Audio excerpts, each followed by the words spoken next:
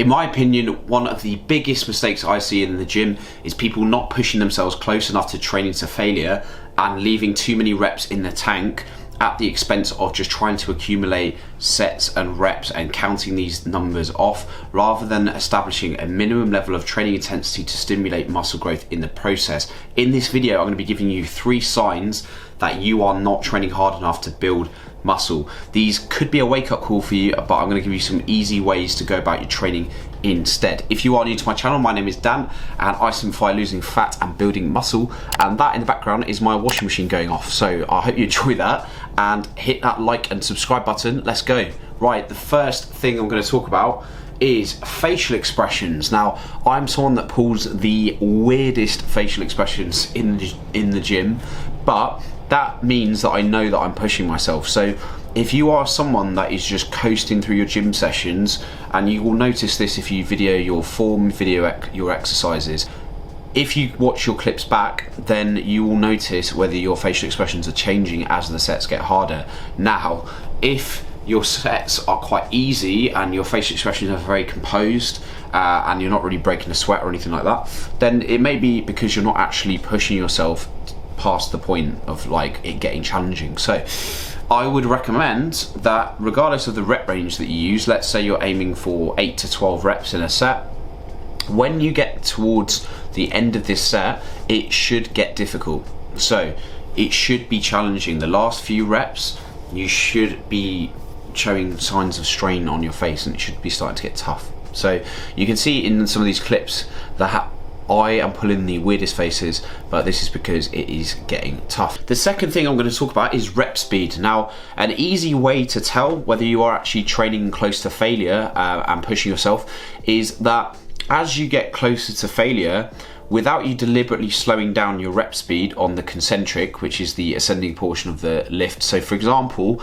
if you're doing a set of leg extensions, on the way up, if you are able to do it at the same speed at the end of the set that you did at the start, you're probably not training hard enough, because if you think about it, you're trying to move that weight with the same intensity that you did at the start of the set, but now fatigue has set in and that rep should start to get more difficult as the set progresses.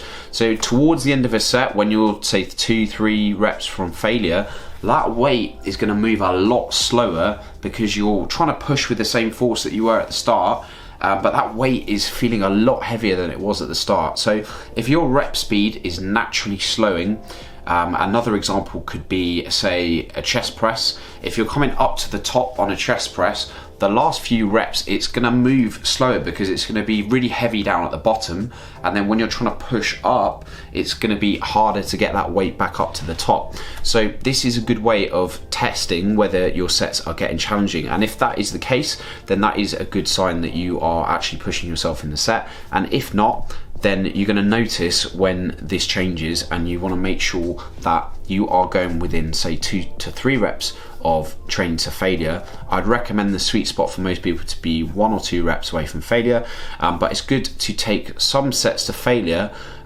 especially on machines where it's a safer environment. So for example, a leg extension, again, the worst case scenario is if you can't lift the weight, you just drop the weight, you can just let go.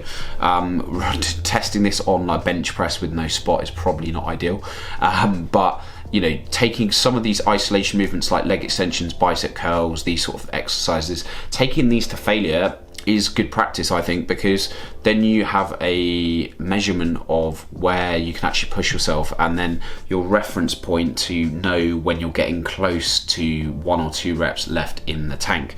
Now, the third thing I'm going to talk about is that you should need rest periods, right? If you are actually training hard, for example, you're doing a squat or a deadlift, if you're able to jump straight into the next set, you're only resting like 30 seconds between sets, 60 seconds, something like that.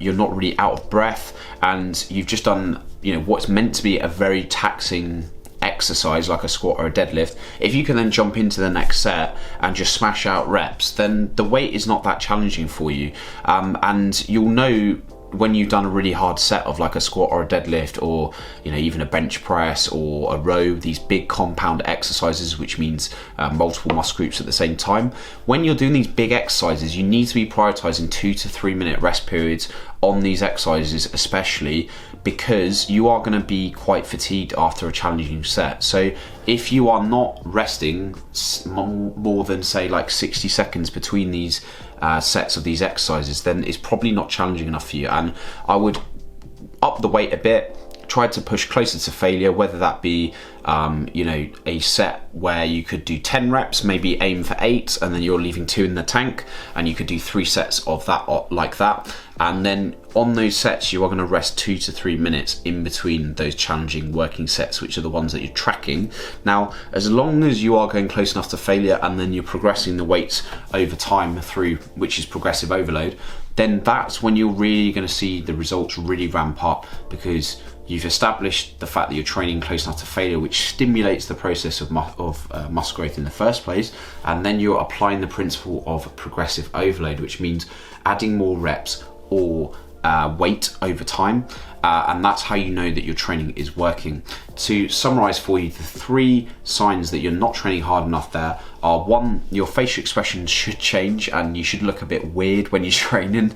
If you're too comfortable and your facial expressions do not change, it's probably because it's quite comfortable, and training shouldn't be comfortable, it should be difficult. The second one we touched on was the fact that your rep speed should naturally slow as you're approaching failure. Now, if you're able to move the weight with the same pace that you could at the start of the set, it's probably not getting that challenging, and you should be moving the weight a bit slower, without intentionally slowing down the rep speed as you approach closer to failure.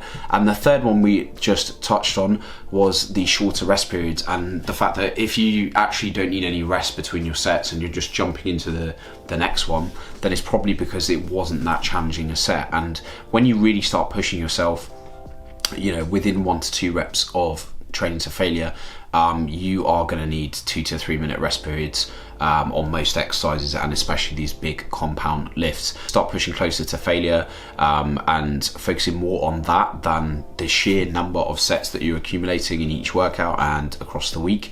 I guarantee you'll see faster changes in the mirror, faster progressive overload, and just generally getting a lot more out of your training. I really hope you found that video useful. If you did, please do subscribe to the channel, hit that like button. I'll see you on the next video. Thank you very much. See you later. Bye.